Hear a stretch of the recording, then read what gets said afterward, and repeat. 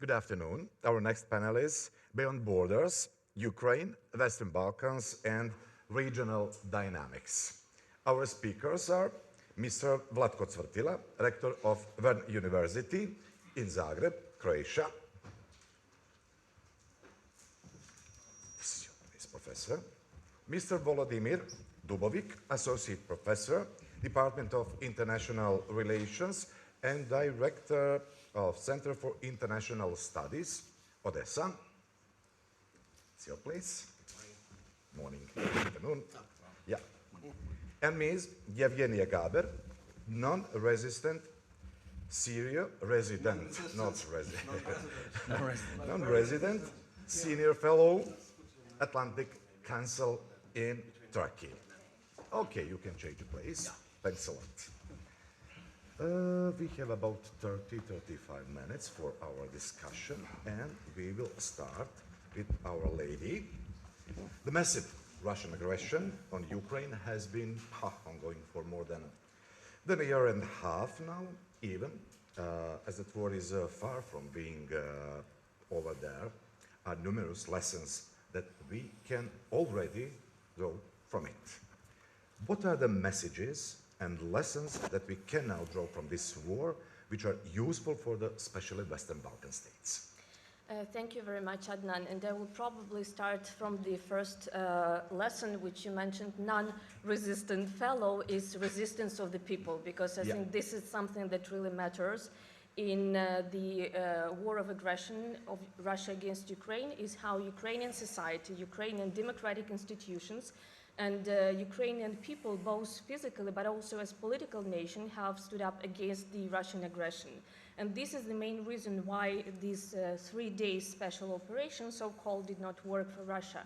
So probably the main and the first lesson for many other countries who are constantly under the threat of possible invasion of other countries is to develop democratic institutions and, of course, to strengthen civil society, because this horizontal networking of businesses, people, volunteers, sometimes, school children, but also big corporations with the government, and of course with the people in the front line, with the army, is something that helps endure in the long run, because very often, unfortunately, this is not a short war, but basically a war of attrition.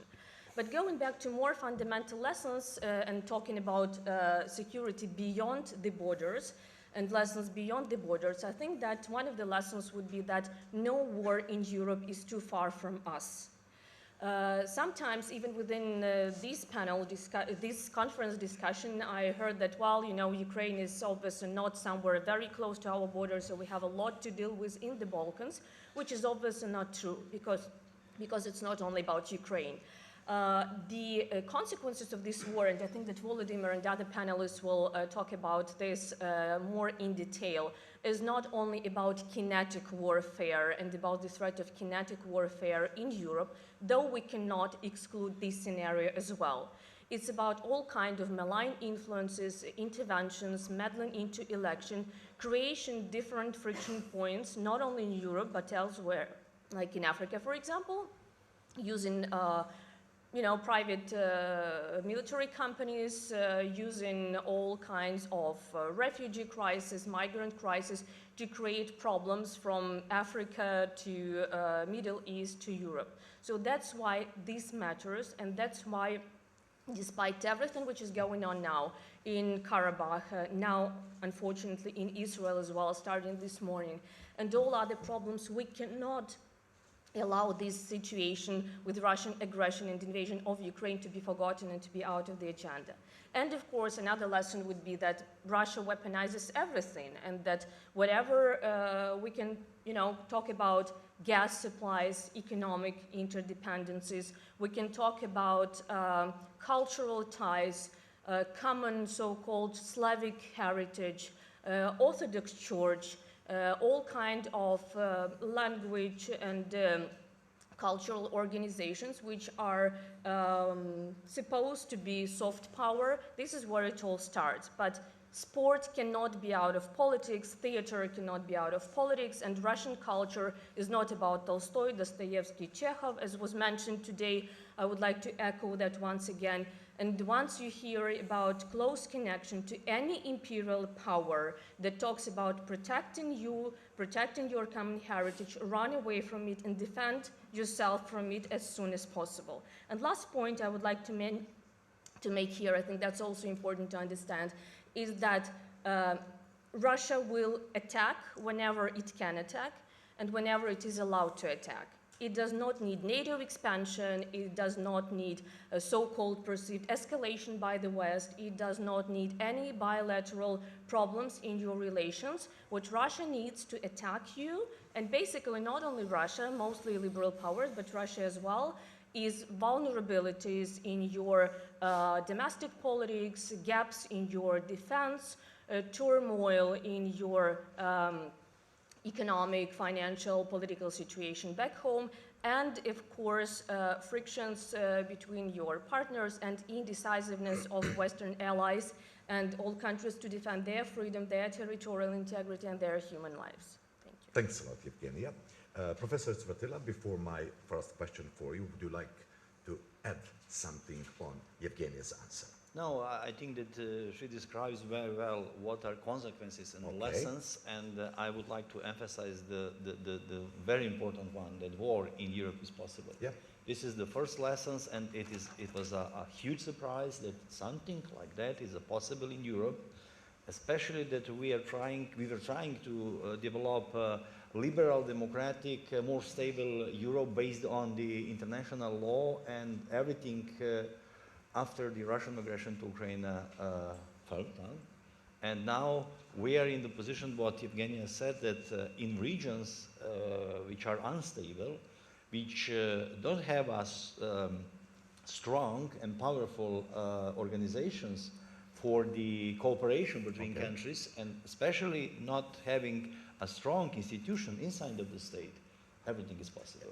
In that context, we agree that a large-scale war is still possible in today's world, even if we were not willing to consider it as a reality.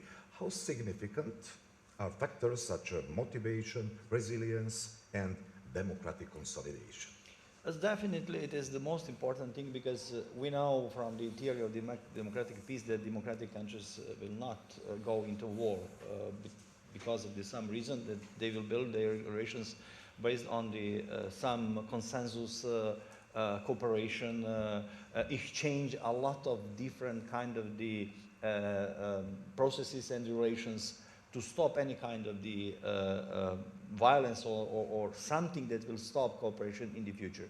And because of that, Europeanization as a let's say process is very important, because through those processes we can build capacity for the solving some sensitive situations in a peaceful manner. And because of that is somehow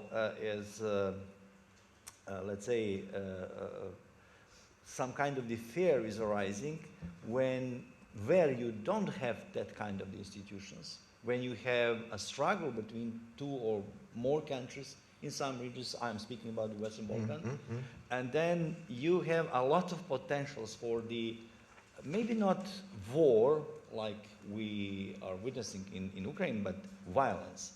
And stopping violence in very sensitive situation like here in Western Balkans would be a very, very tough job for everybody, for the local agents, and also for the people or organizations who are dealing with the situation here in the region. And it is some kind of the, one of the consequences of Russian aggression is fear that is everything possible, unfortunately. Yeah, we will discuss about that, about fear, a little bit later. Volodymyr, what can we say in the context of our topic about the lessons and impact of the Russia-Ukraine war on the Baltic Sea, Baltic Black Sea security zone, and Eastern Europe in general, but in the context of our topic? Sure. Thank you, Adnan. It's connected, yes. Yeah, it's good to be here. Thank you all for coming. I think it's, for us, Ukrainians, obviously, this conversation is very important, but further away you get from Ukraine, you understand that people have their own concerns, regional concerns with security, and we are very much, we understand that, so there's no question about that. I think we've learned a lot of things already, except that the war is not over. So many things with final kind of lessons we might probably draw when the war is formally over, but we're already learning a lot. Like for instance, the democratic resilience that you talked to with two previous panelists here matters. Like, what kind of condition the country is in when someone comes in with aggression. It's a matter of utmost significance because Ukraine proved to be resilient. Ukraine proved to be ready for resistance, even though it's definitely an asymmetrical war. So the asymmetry is still there. I mean, Russia is still much stronger power. Militarily, they have more weapons still left, even though they're running out, but they are unfortunately being able, despite sanctions, to produce new weapons and also, of course, to request some support from countries like Iran and North Korea and maybe some other countries eventually, but not too many that are willing to give to Russia these days. But but at the same time, they have a population which is 3.5 times larger than ours. So the mobilization pool is bigger. They are getting tons of money because they sell lots of things in international markets. So the funding of the war is not a problem to them. They can fund it almost indefinitely. And that's unfortunate again because the sanctions are supposed to be working, but it's not working. So to the extent that Russia would actually be saying, okay, we don't have enough money anymore for this war. Unlike Ukraine, whose economy is ruined, and we're basically, frankly, dependent fully on international support, not just in terms of weapons supply, but also in terms of supply and assistance to our government and our economy and so on. So, but, resilience matter, the assistance that you get from international partners matter. So you build your alliances. You need to build your support network, if you like. And if you hold on for a few days, like Ukraine did, maybe a week or two, then it kicks in. Then the mechanisms are working because, for instance, the United States, of course, been leading actor here. They've been putting together this coalition of pro-Ukraine countries well before February 24th last year, basically at least since the end of October of 21, because they believed that Russia might attack. Indeed, so they put the network in place of sanctions, of weapons supply, and so on. They work with European allies diligently. So when you do this kind of preparatory work, homework, when you're expecting the invasion might not happen, but you better have this support network in place. So asymmetry, but you can cut it, this asymmetry, you can reduce it drastically. That's what Ukraine is doing with smaller forces. Or look at the Black Sea. What happened the other day. The Russians are withdrawing the battleships from Sevastopol into Novorossiysk. How was that? Did anyone expect that? I think it's a revolutionary thing in a naval strategy. You basically have the fleet which expects to dominate the sea, and it's not dominating. It's escaping. It's actually basically sitting ducks now for Ukrainian missiles and drones, naval drones, and and aerial drones, and most definitely missiles, Ukrainian missiles and not Ukrainian missiles. So that's one thing. Another lesson, like about the Air Force. Military lessons are important. Because what's happening with the Air Force? Again, Russia has a massive edge over Ukraine, and also they have newer planes, we have much older planes, and yet Ukrainian Air Force is still flying. How is that possible? So there are lots of military little lessons that you can draw from this war. But in terms of economy, you need to think about resilience of economy as well. What if Russia cuts supply of gas or oil or something like that, or energy? So you need to have Plan B. You need to think about this time. And, Russia was definitely counting on last winter as a last winter in this war, and then they will win it because everyone will just give up. Ukraine, because of the strikes on our energy infrastructure, and the West and Europe as well. But they didn't. They actually persisted. Moreover, we will discuss a little bit later about Plan B, please. Yes. Okay. Well, the Plan B for economy is to actually look for other sources, diversify. That's what Europe was able to do because, well, most countries in Europe have money to buy, gas from other places in Europe. So all of a sudden, Norway can produce more. All of a sudden, North Africa matters. So you think about your distribution networks. You can do something around Russia, and then Russia basically, shoots itself in the leg when they decide to, to use this kind of ultimatum language to Europe. Yeah. Thank you very much. Yeah. Thanks a lot. Yeah. Evgenia, Professor Tvotila just mentioned fear. You know, the Western Balkans region often appears as the possible first space for new tensions, given that it has both Russia's allies and friends who deny aggression in Ukraine and those who condemn it and align with the Western world. How justified are these fears? Fears? Yeah, I think that fear is exactly what Russia is expecting for, and this is exactly what Russia, again, weaponizes very often, because if you show weakness, this is not where Russia withdraws and sees this, when you see some appeasement efforts. Russia does not see this just as a gesture for better relations, for dialogue, for de-escalation. Russia sees this as an opportunity for escalation. So all this rhetoric about how Russia will attack this and that country, what will happen to these countries, on the one hand, they should not be taken lightly, but on the other hand, that should not be also a motivation for these countries to withdraw or just to drag their feet out of this, because there are two very simple options for countries other than Ukraine now, for other countries in Europe. Either you help Ukraine fight against Russia for freedoms and democracies in Ukraine, but also in Europe, or you have to fight against Russia yourself. So I think with these fears being present and with these fears not to be taken lightly, it's important to bolster your defense capacities, it's important to step up your resilience, but it's also important not to buy this argument, not to be afraid of Russia. And as Volodymyr mentioned, both in the air, on sea, in many other realms, Ukraine is still doing great, even not having navy, even not having its defense capabilities and capacities as Russia had from the very beginning. So we have to be very, very cautious about this, but again, not to be afraid of that. Great, thank you. Professor, you mentioned process of Europeization, ensemble, proces europeizacije. Did Russia's aggression on Ukraine lead to greater involvement of the EU in the Western Balkans? Maybe it sounds like a phrase, you know, that's my question, but I think it's important to discuss about that. And centralization of efforts to revive the process of enlargement to the Western Balkans with a little bit clearer time frame. Yeah, it's a very interesting question. So we know here in the region that is some kind of the disappointment with the European Union negotiation process in all countries that opened negotiations.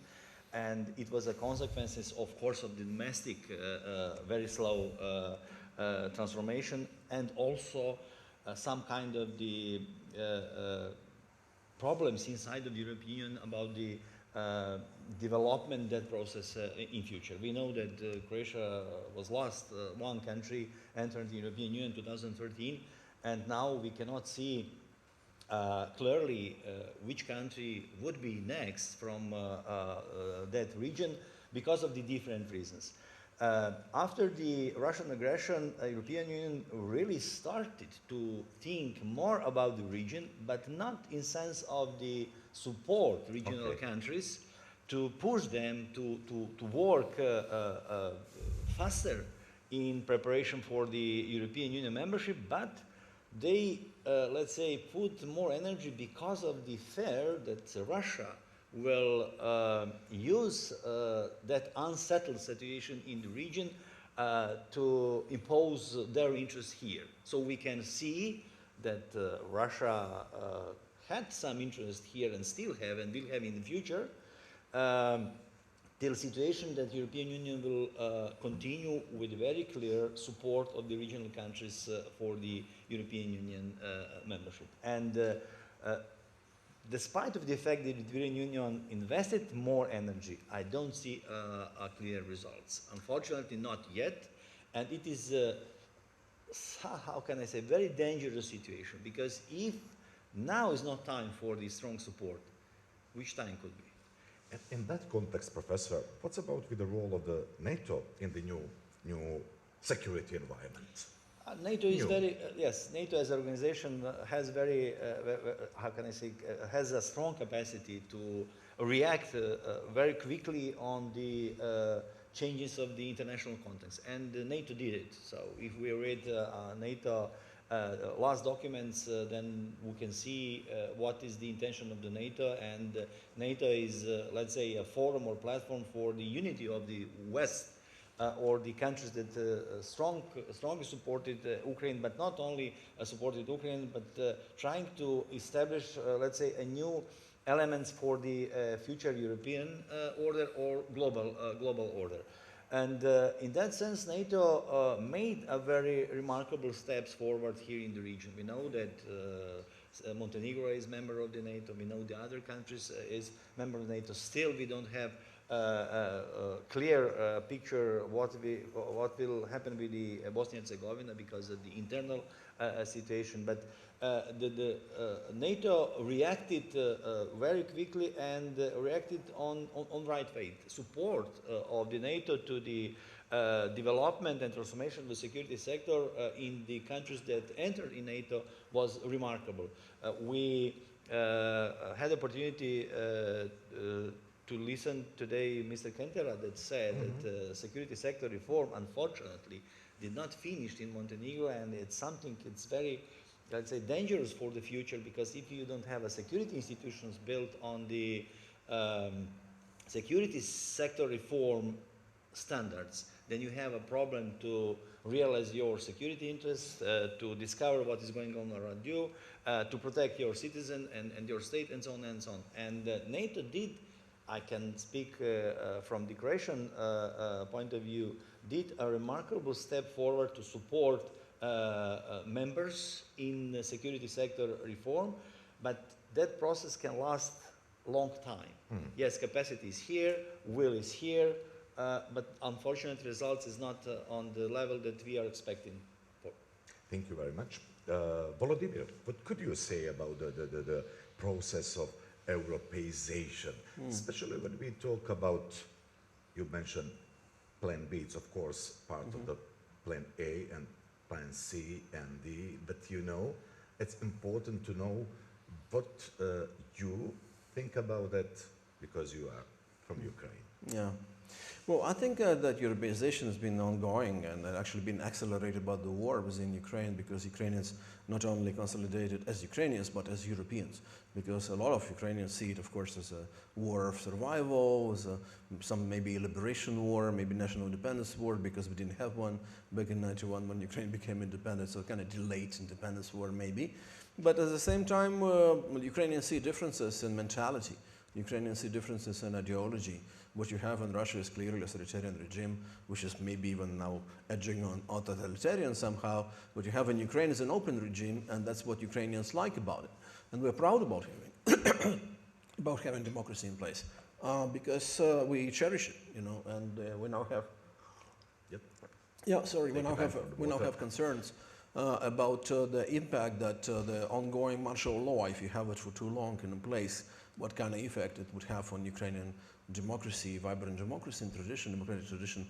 There is a big debate now about should Ukraine have its elections next year, you know, because they're scheduled for that year, but people are saying, can we do that under this constant missiles flying over our heads?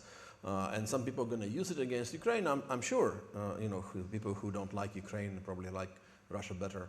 They're already saying, okay, if Ukraine cancels those elections or postpones those elections, you know, Ukraine is not a democratic state. But how can you do it, you know, logistically, even with millions of people outside of Ukraine, millions internally displaced persons? So it's just a major challenge for Ukraine to have these elections right now. So, but yeah, we think of ourselves as Europeans, you know, and that's a war to be on the right side of history. That's a war to be on the right side of curtain.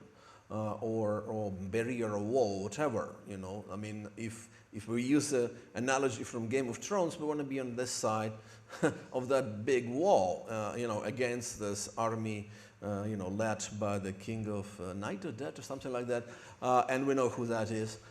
Yeah, and he just reiterated his threats to Ukraine. I mean, whenever someone in the West says Ukraine should negotiate with who? Do we get any signals from them that they're ready to negotiate? Every time Putin appears publicly, he says, I'm going to continue destroying Ukraine and killing Ukrainians. And that's our land. We haven't even reached our goal. We only occupied certain part of the lands that we consider our lands. You know, so I mean, who are we to negotiate with? This is still a war of survival, existential war. Ukraine doesn't have a choice. There's no dilemma. If we stop fighting, there's no Ukraine. Russia can't stop fighting. So whenever someone says, let's, you know, just have a ceasefire or something, talk to Putin if you can. You know, you have good relations. You know, Foreign Minister Siarto was here yesterday. He said, we want the war to be stopped. Okay, go yourself or your you know, Mr. Orban, go to Moscow, use your special relations with Putin and tell him, you know, we want the war to be stopped because it's up to Putin to stop the war, not up to Ukrainians. You know, so that's the thing. Europeization is a real thing in Ukraine. People cherish, people value our belonging to European culture, European family of nations, and that's where we want to be. Democratic country, you know, integrated in a European integration process, and definitely not part of Eurasian, you know, Russia-dominated authoritarian system. Thank you very much. Evgenia, is there a concern that Russia will not stop at Ukraine, but continue its activities in the Balkans? I think it's not a concern, it's a fact. Yeah, it's a fact, yeah. Because it's not something we can have or might not have in the future. This is what we're witnessing now. Because again, Russian presence is not only with tanks. And before Russia attacked Ukraine with tanks and Onyx missiles, like today on my native city of Odessa, quite close to my house, Russia had attacked Ukraine with bots and trolls, with Telegram channels, with Russian proxies in Ukrainian parliament, with Russian Orthodox Church in many cities of Ukraine. So this is how Russia increases its presence, and this is how Russia gets infiltrated in each and every realm of your society. So, of course, if you look at the situation on the ground now in Ukraine, Russia is bogged down there, so probably that would be an over-exaggeration to say that tomorrow Russian tanks will be rolling down the street somewhere in the European capitals, though not all Balkan countries are NATO members, which make them vulnerable towards Russian aggression, but still, I don't really think that Russia will attack directly any of the NATO country because Russia is afraid. It's not only us that are afraid of Russian escalation, us not in Ukraine, but many in the West. But Russia itself is afraid of escalation, and Russia is itself lacking capacity to attack physically. But what Russia is doing, it's attacking economic-wise, it's attacking in information space. This is really very important.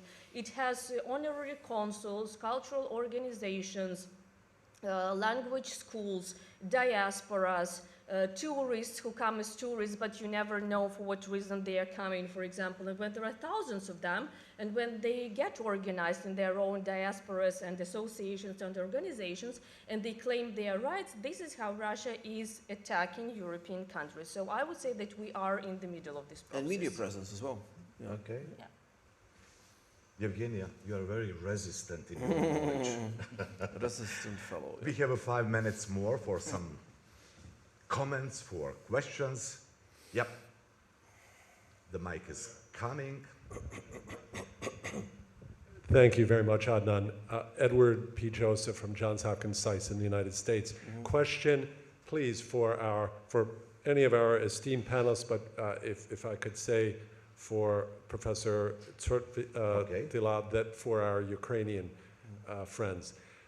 So with respect to the Balkans, we heard yesterday President Pahor, former president of Slovenia, say that it's time for Serbia to decide. Is it on Moscow's side or is it in the West? And I want to ask, particularly our Ukrainian friends, about Ukraine's role in this, because Ukraine has a very important role, because of course the decisive issue, which President Pahor and Miroslav Lajčák were referring to yesterday, is of course Kosovo. Ukraine does not recognize Kosovo, but recently over the summer, your head of Foreign Affairs Committee in your parliament, Mr. MERICS, signed onto a letter with the U.S. head of the Senate Foreign Relations Committee and European Heads of Foreign Relations Committee, in which it stated that Kosovo is a sovereign state. And MERICS has also proposed other steps that Ukraine might take. So, and then you know, of course, President Zelensky met President Vučić in Athens. My question for you is, if you understand the role here that Serbia plays in promoting pro-Russian narratives in the Balkans, damaging Ukrainian interests, can you see a potential way forward for Ukraine to help catalyze the end of this dispute and Serbia's movement into the West by recognizing Kosovo or taking further steps? By the way, I wrote an article about this in SICE Review in February. Thank you. Edward, thank you very much. Professor? So about the Serbia, Yeah. I would like to be very clear. It's not Russian presence here so strong and promote hybrid warfare tools, because Russia has a lot of local agents, let's say.